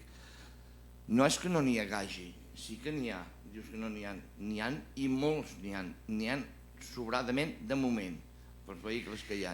El que passa és que em penso que em quedaré curt si dic que un 30 o un 40% no funcionen òptimament. N'hi ha que no funcionen gens, n'hi ha que funcionen que haurien de carregar 50 i si et puja 27 ja pots estar ben content. Llavors, esclar, diu en Joan el que hi siguin i el manteniment. Hòstia, quan passa que un de 50 et carregues a 27 i passen 3 mesos, abans no te'l tornen a pujar, que haurien d'anar a obrir allà una caixa i pujar 3 interruptors, tan sols això, bueno, és denigrant això, és denigrant. I llavors, esclar, què et passa? Trobes que hi ha gent que, és veritat que s'hi passen moltes hores, jo procuro ser respectuós, però és que no pots fer, si trobes un de 50 i toca mitja hora, si ve un altre i resulta que estic carregant a 27, necessito una hora, no necessito mitja. I siguin respectuós.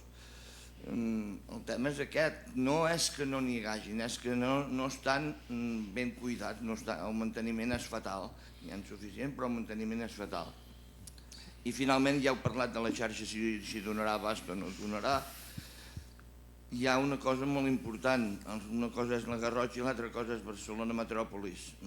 Clar, aquí podríem arribar a tenir el 70 o 80% de la gent carregador propi per poder, fins i tot al carrer, per poder carregar.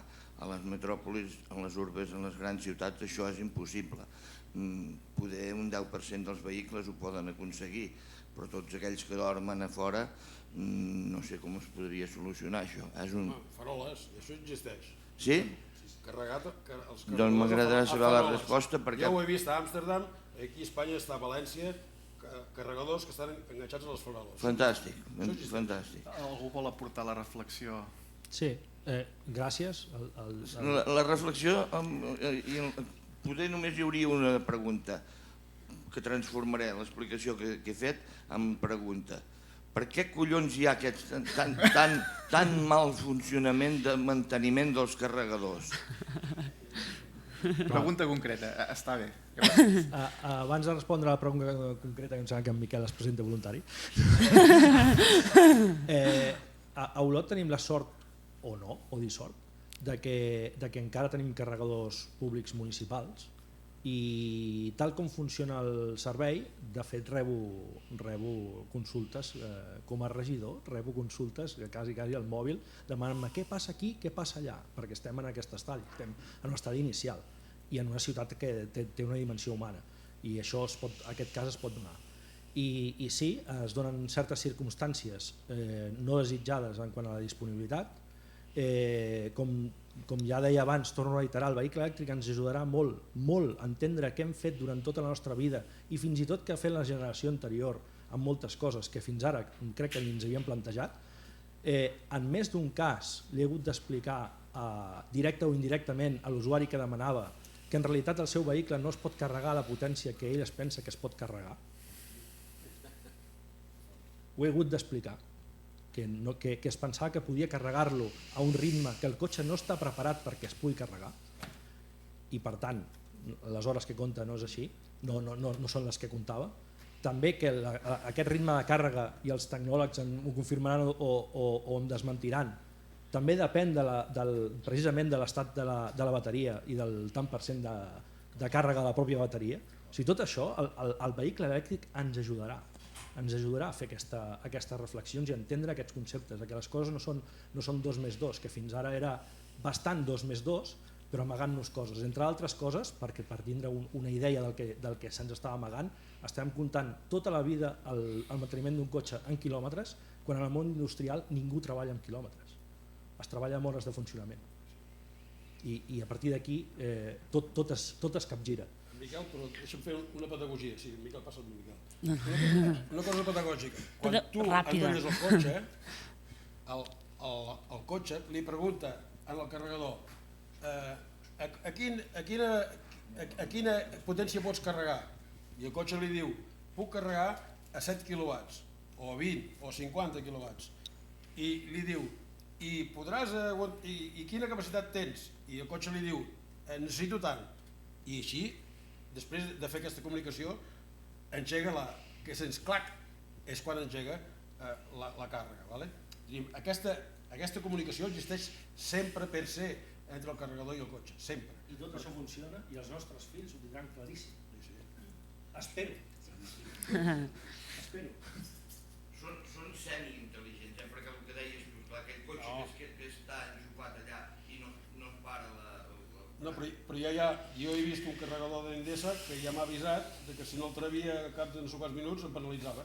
Per tant, això comença a venir. Està molt bé, quan tu passes de l'estona, que et tripliquin el preu i ja veuràs com ho faràs a via de... Comença a venir això, comença a venir. I ara també el hàndicap, el fet de tenir tantes marques i tantes... Hòstia, si poguéssim anar amb 2 o 3 seria fantàstic. No, ràpid, només per comentar el tema dels carregadors. Estic d'acord que evidentment hi ha molts que estan fallant, però volia comentar el que heu comentat al final. Més enllà de les necessitats que pugui tenir el cotxe, que primer si carregues amb alterna el limitador el posa al cotxe perquè és qui té l'inversor, volia comentar això. Jo penso que tants d'aquests carregadors no estan funcionant i no és cap crítica a l'Ajuntament d'Olot perquè crec que funcionen molt bé els que estan aquí, però penso que un dels grans problemes que hi ha és que molts d'aquests carregadors no són un negoci i per això no funcionen. Eren una aposta propagandística. Si comencem a filtrar aquests carregadors que les aplicacions abans t'ho deixen, per potència, etc. Per aquells que són negoci, els d'Endesa, Iberdrola, els de Tesla o els que estan a les grans vies de l'AP7, que són un negoci, que aquests són un negoci, tens un cost de càrrega i a més, com dèieu ara, i aquesta penalització a partir que el teu cotxe ja està carregat, aquests normalment no faran. No sé quin és els teus trajectes, però si et mous per l'AP7 o per les grans vies, t'aconsello que filtris per als carregadors en contínua de més de 100 kW. Poques vegades fallen aquests. Em passaria el que dieu, el meu cotxe no estaria per agafar tant. Tinc una bateria de 64, està molt bé, però la velocitat que jo...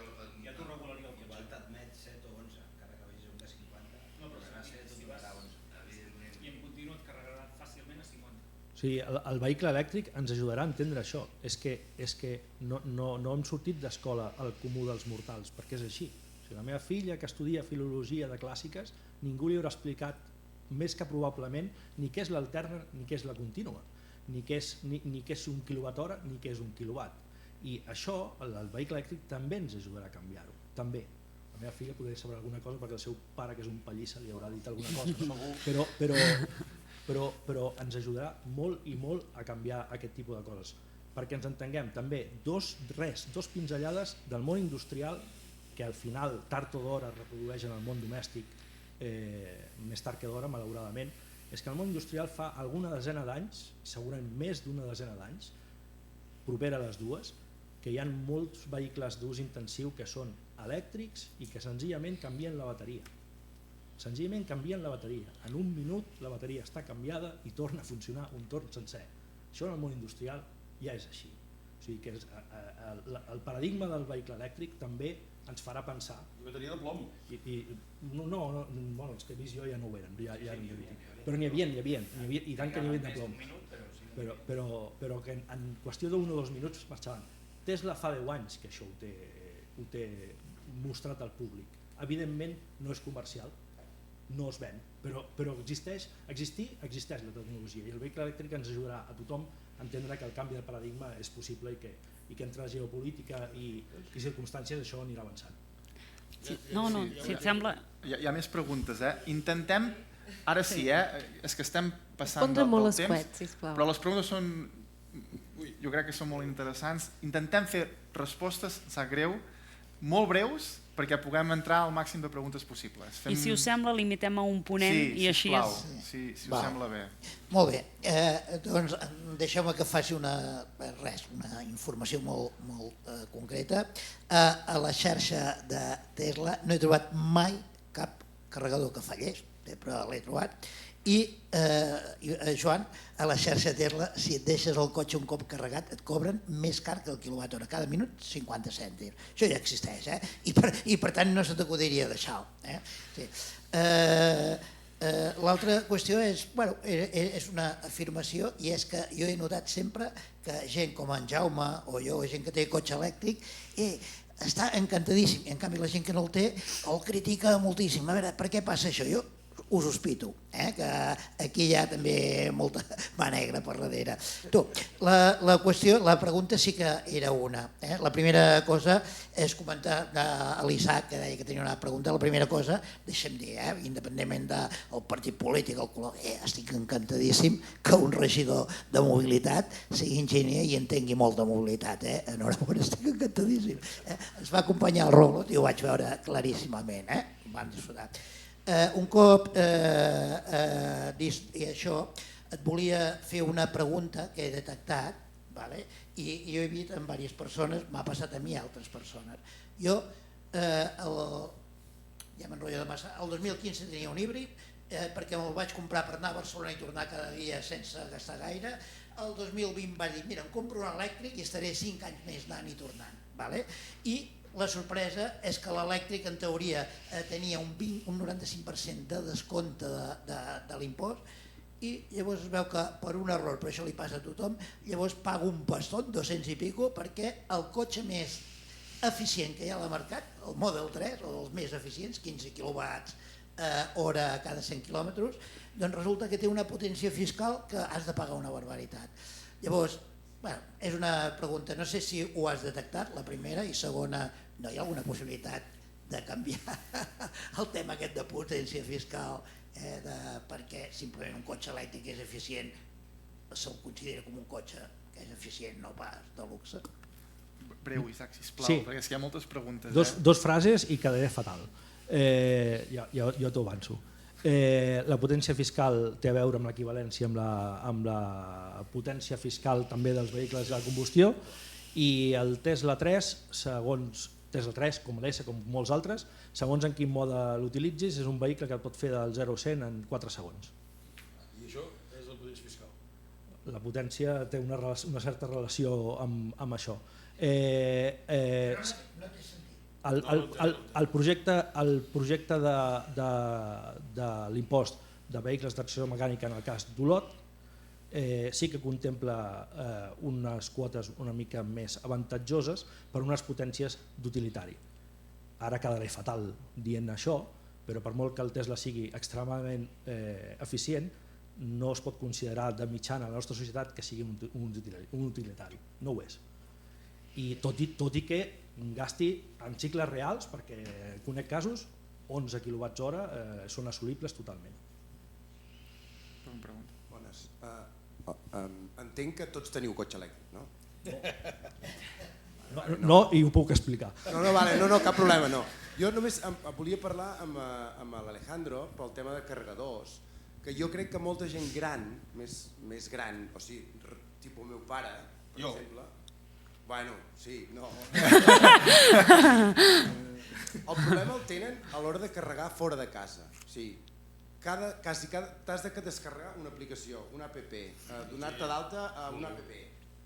Hòstia, no podrien posar-se d'acord totes les companyies i fer com si anessis a una gasolinera i posessis per la teva targeta, carregues i et cobren a la targeta i segurament ja existeix. Hi hauria molt... Bueno, sí que existeix. A les autopistes, alguna autopista ho he vist, això. No, i em sembla que la llei ara ha donat un temps de transició perquè tots els carregadors acabin pagament per targeta. Seria la manera que la gent més gran, que tenen més dificultat amb els mòbils i amb les tecnologies, puguin tenir un cotxe elèctric, perquè segurament es tiren enrere per això. Sí. Jo divendres encara vaig carregar a la gasolinera de Riudellots amb targeta. I a la de l'autopista de Girona em sembla que tens això. Merci. A veure, Tens raó. Mira, d'això diríem que ha sigut la part inicial, segurament. Aquí a Espanya cada operador ha volgut gestionar les seves dades dels seus usuaris i per això d'alguna manera han obligat a que d'alguna manera per utilitzar el punt de recàrrega t'haguessis de donar d'alta dintre de la seva app i tampoc entre ells en molts casos han arribat a acords d'interoperabilitat.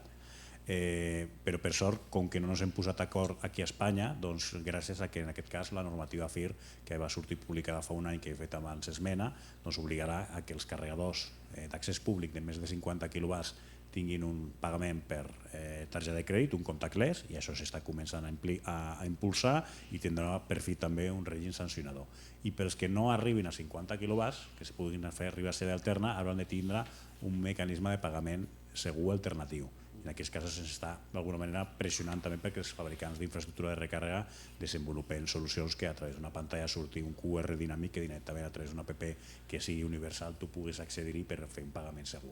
La qual cosa solventarem el tema de que abans els grans operadors de punts de recàrrega que feien les inversions per si mateixos d'alguna manera volien el poler de la dada i que l'usuari pagués a través d'ells, perquè si paga a través d'un altre no saben quin usuari és. Última pregunta, si us sembla bé. Hola, bona tarda. Jo vaig per les... Es sent el d'això? És que des d'aquí no se sent res? Sí, se sent bé. No se sent res des d'aquí. No veiem però en sentim. Perfecte. Jo vaig per les garanties de les bateries, que es comenta que van per cicles. Llavors la meva pregunta és quin impacte té la potència de càrrega o sobretot descàrrega d'aquestes bateries, perquè sí que amb solar duren molt més, perquè la potència de càrrega i descàrrega és ínfima en comparació amb els quilowatts-hora que té la bateria. En canvi, amb els cotxes, una bateria de 100 kW es pot estar descarregant a 200 o 250, o sigui, 100 kWh, a 200 o 250 kW. Llavors, clar, és una potència bestial en comparació a la capacitat de la bateria. Quin paper juga això de cara a les garanties? I per l'altre costat, què passa amb les bateries un cop estan fetes caldo? hi ha l'opció de fer-les servir per bateries de casa? Aquesta opció existeix, està contemplada, etc. O no es poden reciclar? Gràcies per la pregunta, molt interessant. Les bateries, evidentment, tenen un cicle de vida, depenent de l'ús, com hem dit abans, quantes vegades carreguem i descarreguem, les allargarem en número d'anys o menys. Influeix molt en la química de la bateria la potència a la qual carregarem. Si tu fas càrregues sempre amb DC, sempre a 50 kW, serà pitjor per la química que si carregues a 20 o a 7, això és evident. Quan venem vehicles industrials o autobusos que anem de 120, 140, 200, 300 kWh, 500 kWh a bordo i tenen recàrrega diària i a més amb pantògraf, que és un pic de potència molt gran, ja tenen una química específica per a aquella aplicació, i el que recomanem és, si tu tens una flota, carregues durant certs dies del mes en DC i després per equalitzar les bateries, tiro 2 caselles enrere. Un battery pack es compon d'un element, que és una celda, un mòdul i diversos mòduls configuren un battery pack. I depenent quin tipus de vehicle, té una tensió de treball o una altra. Per això, lligant-ho abans amb la recàrrega, hi ha carregadors que treballen a certa potència i poden carregar molts vehicles, però altres marques no. Per exemple, un Taycan no es pot carregar en tots els carregadors que veiem al carrer, i això ha sigut un dels errors, de posar una infraestructura inicial que ja queda obsoleta sense haver-la utilitzat perquè els cotxes moderns que han aparegut necessiten una tensió de treball més alt. Però tornant a la reflexió que feies, això és molt rellevant, a quina potència carregues, i quan arribes al final de la vida útil, nosaltres hem canviat bateries que tenen 8-10 anys, però no vol dir que estiguin esgotades. Vol dir que per aquell turisme, o per aquell camió, o per aquell autobús, no són eficients. Hauria d'estar carregant durant molts períodes, no puc fer tota la feina d'un dia o de 2 dies, sinó que hauria d'estar carregant cada 5 hores, per dir-te alguna cosa. Llavors allò pot passar en diversos models de negoci. Alguns que ja són operatius ara, hi ha una empresa espanyola que es diu B-Planet Factory, que el que fa és agafar les bateries de Nissan, de Renault, i fa storage d'aquestes bateries i li dones una segona vida, un second life, i serveixen per acumular l'energia en un edifici, en un espai com aquest, per exemple, per l'enllumenat, per acumular de plaques solars, etc. I quan ja acabes aquest segon ús, la pots reciclar. El problema que tenim avui en dia és que no hi ha empreses que reciclin aquí, o per almenys no fan el reciclatge final aquí. Aquí tu pagues, això és una cosa que els fabricants estem obligats, jo pago per les bateries que muntava el meu vehicle, les desballestem a un centre gestionador d'aquell residu, perquè és un residu, i s'envien amb un tràiler, a Alemanya principalment, on s'hi separen cada una de les matèries primes. Això és una cosa que ara amb la Generalitat, amb Acció 10, estàvem intentant impulsar que aquí es fes el reciclatge de les bateries, perquè és cert que ara les paguem, normalment les fan a Xina o a Corea i tenim el final d'ús aquí. O sigui que aquí és on haurien de fer aquest second life o el reciclatge, perquè són metalls que valen diners. Tens coure, cobalto, tots aquells minerals que tu vegis que hi ha una guerra a Àfrica, no sé què, doncs allò, si ho tinguéssim aquí dintre de 15-20 anys, són diners. Estem intentant una miqueta de tots a fer això. He intentat ser el més... No, al revés, no anava per tu, anava per l'Isaac. No, per tu, Sí, però el canvi no és 1 a 1. O sigui, 1 quilo de liti no el faré servir el quilo de bateria. No, hi haurà una merma, no et sabria dir. Li diuen massa negra, quan reciclen tot li diuen la massa negra i hi ha una pèrdua. Sapigueu que les de plom es reciclen al 100%. Sí, jo ho sé. El problema de temps... Però pots fer servir el liti no només per bateria, el liti el farem servir per moltes altres coses. Igual que el del petròlica. Hi ha moltes més aplicacions en plàstic, quasi que el carnet. Tornant a reiterar i aprofitar la pregunta i l'exemple, el vehicle elèctric ens ajudarà també a plantejar-nos això, el segon ús és molt important, l'emmagatzematge pel sistema elèctric és importantíssim. la producció nuclear, la producció de renovables té la cadència que té, és imprescindible i el país ho té comptat, això ho té comptat, el PROENCAT, el Pla General d'Energia de Catalunya amb la projecció del 2050, està comptat l'emmagatzemament que fa falta en forma de bateries, en forma de producció d'hidrogen, en forma de centrals hidroelèctriques reversibles, o sigui, centrals hidroelèctriques que, com ja existeixen a la Vall Fosca, on hi ha dos embassaments, un a sobre de l'altre, perquè per la nit Ascó i Vandellòs carreguen aigua de baix a dalt i de dia nosaltres gastem energia que baixa de dalt a baix, doncs tot això està previst, planificat, i una altra cosa és que és un gran repte que tirem endavant tot aquest conjunt d'accions. Perfecte. Per anar tancant, si a algú de vosaltres li queden dubtes, preguntes, jo el convidem a que ens les enviï a info@fundacioeuropace.com i les traslladarem als experts perquè puguin donar resposta. I ara, si us sembla bé, estem passats de temps, 15 minuts.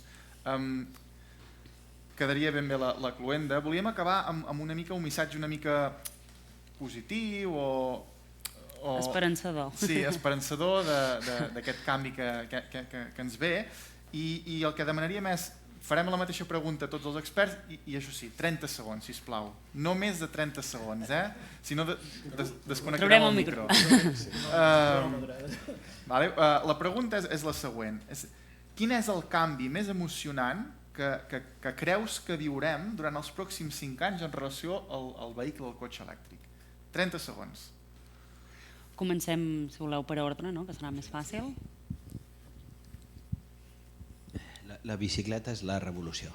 La bicicleta elèctrica serà la revolució. I la resta de vehicles els compartirem. Estic convençut d'això. Ja fa una mica de temps que ho estic dient, que el transport en massa serà elèctric i compartit o no podrà ser. I després el que dèiem abans, nosaltres som el problema i nosaltres som la solució. Hem d'entendre com ens hem de moure. Perfecte. Gràcies per la brevetat. Jo també, molt breu, i anava en línia i ho ha comentat en Joan abans. Penso que en els pròxims 5 anys el canvi més important que viurem serà la mobilitat autònoma. Tant les grans marques d'intel·ligència artificial com els grans fabricants xinesos i Tesla estan posats a fons amb aquest tema i crec que tindrem resultats en els propers 5 anys. Perfecte. Gràcies, Miquel. Jo diria que un tema que és per emocionar és que si aquesta xerrada l'haguessin fet fa 15 anys, 5 anys, no d'aquí 5 anys, sinó fa 5 anys, m'hagués sobtat que molts dels que heu fet preguntes estiguessin al nivell de les preguntes que heu fet. És a dir, el nivell de coneixement que hem aconseguit com a societat segurament ens faci que d'aquí 5 anys estarem molt més enllà.